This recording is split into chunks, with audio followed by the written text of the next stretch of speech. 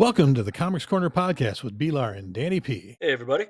We are brought to you by the CLZ app and part of the SPDM Podcast Crew. Please check out SPDM Crew for a variety of podcasts to listen to. What kind of collector are you?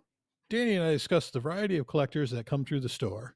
We chat about what we are reading, what we're looking forward to, and new ones for the week of January 29th. Danny, how you doing, buddy? Awesome, man. It's been a great start to the week so far. Even though it's been cold, it's been pretty sunny, so making it a little bit easier to get through the Michigan winter. It sure is. It's nice that it is getting sunny. It tricks your mind thinking it's warmer, and then you step outside and get kicked in the nuts. But Yes, hey, yes. The day's getting a little longer and everything, so onward and upward.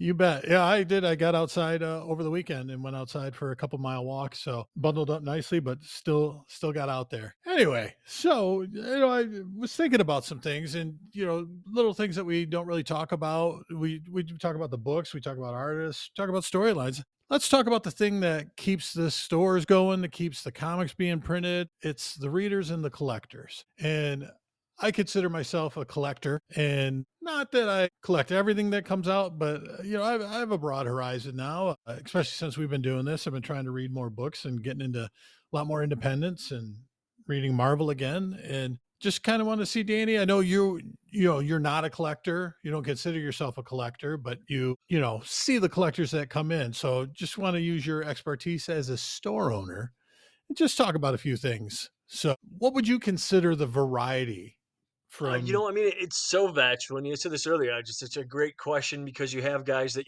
they've been shopping since the store opened back in '82 with my pops and continuing with me. And I think they do it just because they've been collecting that long. You got guys that are just as passionate about it that have been doing the exact same thing, but they can come in every week, tell me the stories that are going on. And then you get into brand new readers every day that get into it from, a video game that rivals is going to have a comic book coming up and that grabs people's eyes. And you get some people like they have to come in. I mean, that's this thing going on with Diamond and what's going on with the industry shifts here that people can't come in on Wednesday and just get all their books. We got the week guys that come in every single week. I get some guys I just see once a week, once a month. And there's some guys I only see maybe three times a year. But it's all different types of people and then you get into why they collect. Some guys do it just for the art. Some guys do it just for certain artists. Some people only get, like the Silverhawks. There's an artist called Mark Spears. A lot of people will be coming in looking for that, and then some people will be getting it just because they got Silverhawks when they were kids, and that's one of their favorites. And then you get, with Dynamite. I mean, the completist is so much harder because Silverhawks is probably have as Oh, well over 40 covers if you want to get into every one, so you get into that, and then you get people that come in and out all the time. There's some great stories about to start here with the sequel to Hush and what's going on with all Ultimates and just a lot of great reads right now with we're going to get Predator, Spider-Man, which you get new readers from that. So, I mean, it's just so many different type of readers. And we get a lot of guys that sadly I wish I had more older stuff, but they haven't read a book since 1998 and they look for only stuff that's in the past. So the beauty of comic books is there's something for everybody if you want to collect a certain way or get into a certain title, it's there for you for sure. So it's very cool to see still all these years later the comic industry just grow. I think. definitely. And I know that there's like my friend Brian Nolan, who actually brought me to your store. J. Scott Campbell. He's got to get a J. Scott Campbell cover of whatever he puts out. And Jim Lee, he's a big Jim Lee fan. And I was telling him, I'm like, hey, just so you know, Hush is going to kick your wallet in the butt. There's going to be some covers on that, and I used to be I got to have every cover. I've got to have complete it. I was that bad at one point, but I've curtailed it to if I've got the complete runs, I'm okay. If I have, one issue, it's variant, the other is the normal. I'm okay with that because I've got the story complete, but I do have that I need to complete when I start. And, that's one thing that's gotten me in some trouble back in the past, but I've been doing pretty good on it with my runs now. And, you and we work together sometimes to complete some of the runs. It's a lot of fun, man. When you find that last issue of something and it completes your run, it's such a rush. It's Absolutely. awesome. Yes. Yes. So yeah, I would say I collect more for the story artwork combined equally. And then also the completest part. So just it's enjoyable to see where we fall into as collectors, and through the eyes of a store owner. So I appreciate you answering that question, Dan. Yeah, and I would love to be a collector, but it started early with dad. Never let me bring stuff home, no toys, no anything. Everything was to be sold. So that got instilled in me. So I mean, I love comic books and read them and all that. But yeah, as far as collection, it was always everything's got to go out the door. So Yeah, so I it hear that. made me That's see it through a little different eyes than most. they it's the collector in me would be like, oh wow, owning a comic book would be the dream job, but then I would end up buying the books and not want to sell them, Yeah, especially right, right. the the ones that I've been looking for. It'd be tough to do, but you got to sell them to keep the doors open. So what have you been reading lately that you've been enjoying, Dan? This week, I've really just the DC, just the cohesiveness of still going back to what Waller did to the universe and different things with that. Because I read a couple of the miniseries this weekend, and the Black Lightning totally has all the him trying to grab all the people that are finding new powers. Then Metamorpho again, kind of showing what's going on with his life since all this, and that Metamorpho was really awesome. It felt Ewing did it, and Lieber did the art, and it had a very 60s vibe to it. And one of my favorite comic books, probably 30 years ago, Mike Allred's Mad Man, and that is exactly what this felt like. So I really enjoyed that. That looked like a good mini series to start with. It was one we were talking about last week, and it was as good as I thought it'd be. That pinup apocalypse. They introduced us to Foxy and Roxy, and it's the 50s, and she's getting ready for her 18th birthday, and something crazy explosion happens, and all of a sudden she's dealing with zombies. So that was a great start to that, and it just really seemed like that could go somewhere. That one was from Massive. Amazing Spider-Man 66 was grabbing that. I'm getting so excited for us relaunching to number one and seeing how they wrap this up, because they keep on talking about that somehow somebody's going to die at the end, but it's kind of starting to get too long. So I'm hoping. I know we only had a couple issues to go with this, and I've enjoyed parts of it, but they could have probably made it a little bit shorter with all the different monsters that he's been fighting with all the issues. But I've enjoyed that for the most part. But yeah, I'm gonna glad to see how they wrap it up, and if what they do with Peter, and the Raz is going to do awesome on when we get to the new series. So I can't wait for that one. And those were the main So ones that I was able to grab this week. do you need an easy way to catalog your comics? Try the CLZ app. You can scan a barcode with the built-in camera scanner with a 99% success rate. You can find the series by title, or you could search a specific issue by title and issue number. Or the latest feature, you can scan the cover with your camera. That's right, folks, you heard me correctly. All you need to do is aim the camera from your cell phone at the comic book, and it will scan the cover and input the information right into your database. The CLZ Core Online Comic Database automatically provides cover art and full comic details like series, issue number, publisher, plot, creator list, character list. The details go on and on. It will automatically provide key comic information like first appearances, deaths, cameo appearances, iconic covers, and origins. You can edit these details from the CLZ Core, like the series issue number and variant description, and add personal details like storage box location, comic book grade, purchase date, and prices. You're able to try the CLZ app for free for 7 days. After that, it's just $1.99 a month or $19.99 a year. That's right, folks. Free for 7 days as you catalog your books using one of the 4 ways to input your information. You can download the CLZ app anywhere you get your applications. The CLZ app is a proud sponsor of the Comix Corner Podcast with Danny P. And now back to the podcast. Would you say, for someone like me who hasn't been reading very much Spider-Man, a good jumping on point with a relaunch I number think it one? is. I think it's one of those that if you just wait till it ends and you get to sit and read it like in one session or over a course of 2 days, you're going to enjoy it a lot more than kind of the slow burn it's had over these, because it's 8 Okay, issues. So no, I've enjoyed it. Some parts have been very cool, and I mean, you throw Doctor Doom in the mix, you got to see how it ends. So gotcha. it's been cool to see the different monsters and his different powers he's getting. But yeah, it's gonna be it'll be good to see it wrap up. And then they're going to go do a Joe Kelly is taking over, I think, Yeah, and he's for actually was a you. part of writing this story at the beginning too, and yeah, he's been a part of this, so All he's gonna right, be a part of nice. where it goes next. Cool.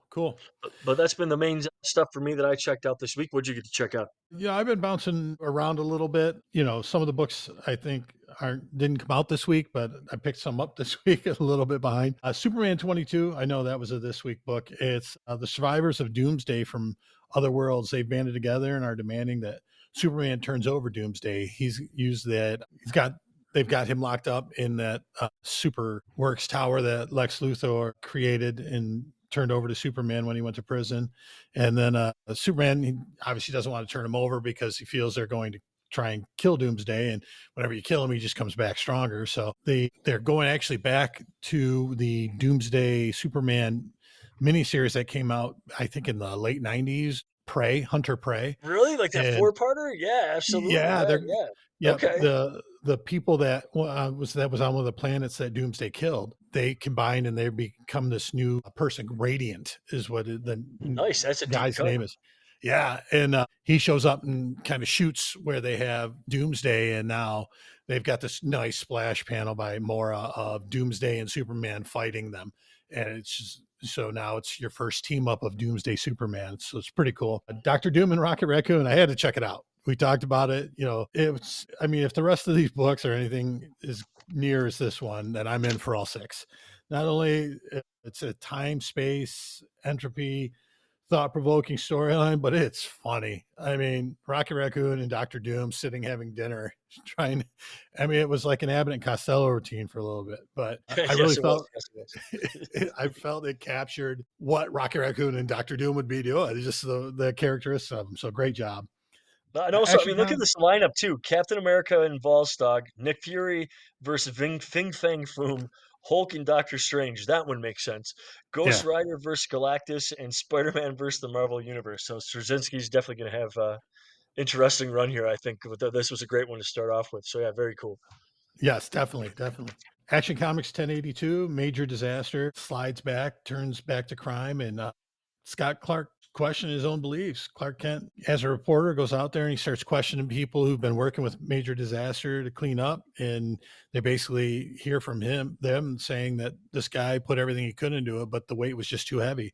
But he helped turn other people's lives around. So just a good start. It's a John Ridley's run on action. Mark Waid just finished that storyline, and now we got John Ridley. And then Nightwing 122, Dan Waiters and Dexter Stoy. They're doing outstanding work. When you follow the creators who put together possibly the greatest Nightwing stretch in history, you got to come out swinging. And these guys have done it. Dick's dealing with an enemy from his past, a circus girl named Columbina, that when he was Robin, him and Batman took down the Cirque du Sin, and now she is the boss of this company called Spheric Solutions, and they're working with Bloodhaven Police and Maggie Sawyer, who I think that's cool that they got her over from Metropolis, but they're outfitting the police with all this weaponry, and she's still blowing things up and setting fires, and they think it's the gangs, and it's not. Nightwing's trying to protect the gangs and figures out that this girl is from his past. So we'll see where that goes.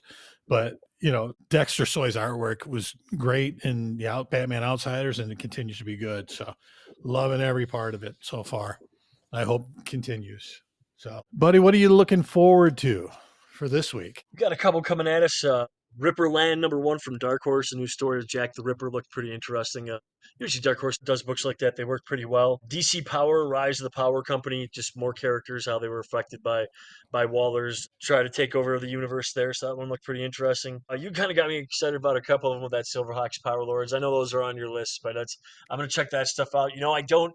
The only thing I remember of those as a kid was bagging a bunch of comic books that had those as ads on the back, but I never checked out either of those. And the last one, which I totally remember being a kid, was Badger. That kind of started by Capital Comics, right around when Dad started the shop, and that was a little bit, it was supposed to be, it was like a bad comic book you shouldn't check out for how old I was then. It was a little bit more adult because the guy Mike Barron who wrote Punisher also wrote that, and it was kind of Punisher meets Moon Knight. It was kind of a guy who was a superhero but had Emily was a 9-year-old personality they had and a bunch of other personalities he had. So that was Right. always cool. So I believe the same writers come back to do it again. So I'm excited to see what he's doing with it 30 years later.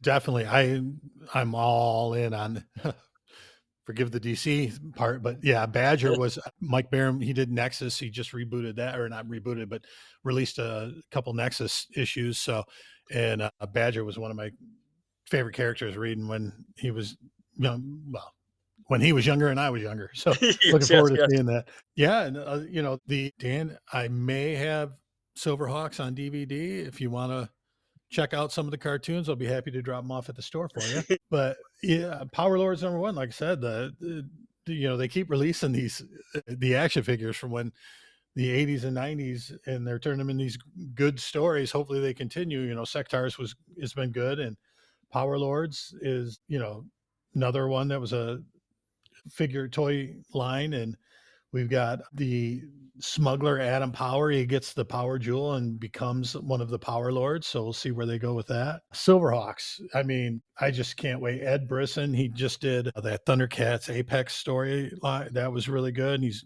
written Uncanny X-Men. The artist has done Gargoyles. So yeah, Silverhawks look like it's going to be outstanding. They had their Mumra character was Monstar, who changes. So they're very, very much looking forward to Silverhawks. Steelheart has been one of my favorites. So we'll see how they do. And then Hornsby and Halo. Hornsby and Halo #3. I've been really enjoying this story. It's Peter Tomasi. It's the story of nature versus nurture, basically. A devil and an angel get put with good families, and devil gets put with a good family, angel a bad family. And the bad families, the mortician and funeral home in the area, and they basically, when somebody dies, they take all their jewelry and their wallet or whatever money or anything they get buried with that's worthwhile, they all steal it. And somehow the dead get risen, and they're all coming after this family because they want their stuff back. So we'll see where they go with that. Looks That's pretty good. I like that. Like, could be pretty interesting. And the artwork's been good with it too. So yeah, it's I really recommend it. Another Ghost Machine, but this one, Jeff Johns actually hasn't got his fingers on too much on this one. So the new #1s for the week, got a few, some we talked about already, but American Mythology's got Little Stooges #1 and Silent Night, Deadly Night versus Valentine Bluffs Massacre. So 2 horror movies are going to be fighting. It's not Freddy versus Jason, but we'll see how it goes. Boom Studios has got Book of Cutter. Coffin Comics has La Muerta, Lady Death Inferno #1. Dark Horse Comics Ripperland. DC Comics Power Rise of the Power Company, DC's Lex in the City, which is an anthology, multiple stories. Then Superman Lex Luthor Special #1. Dynamite has Silverhawks. Image Seasons #1. Mad Cave Studios Kill Train #1. Marvel Comics has Star Wars A New Legacy #1. Storm Life Dream #1. And I think this wraps up the What If Galactus Transformed Spider-Gwen. Ani Press Power Lords #1. And Zenoscope White Tiger Claws Paws Outlaws. Go ahead and say that 5 times quick. #1. So those are the new ones coming out this week. And Danny, talk to me about that subscription club. Well, in these strange times when we pretty much have New Comic Book Day Wednesday through Friday now, we got our 25% off club. You get 25% off what you're on and 10% off all the racks, and that way you don't miss a thing. So if you can't come in, we can throw it in your box. And it seems at least, for probably the next couple of weeks here, it's still going to be a bit of a mess as we transition over to Penguin Random. And even after that, Dynamite and some of the other titles are still going to be exclusive to Diamond for the time. So probably have kind of Comic Day Part 1 and 2 for from now till hopefully sooner than later, but at least for the next couple weeks still. Yeah, I was on one of the websites that I go to look at the list for stuff coming out, and they literally had on there in the Marvel area, this book is coming out if it's Penguin publishing it, and this book will be coming out if it's Diamond publishing. And I was just like, God, it's a nightmare for me as a collector, as a store owner. Jesus, I feel for you, my friend. I feel for you. It's been worse. This too shall pass. So yeah, just getting used to it and being on top of my game. So it's good for my brain. So it's all right. Well, good. Way to be positive and keep that positive outlook, Dan. So, well, that wraps up another issue of the Comix Corner Podcast with B-Lar and Danny P. We are part of the SPDM Podcast Crew and would like to thank the CLZ app for their sponsorship. Please check out the CLZ app when you get a chance. Please check us out on our social media at Comix Corner Podcast on Facebook and Comix Corner Pod, all one word, on Instagram. And as always, comics is with an X.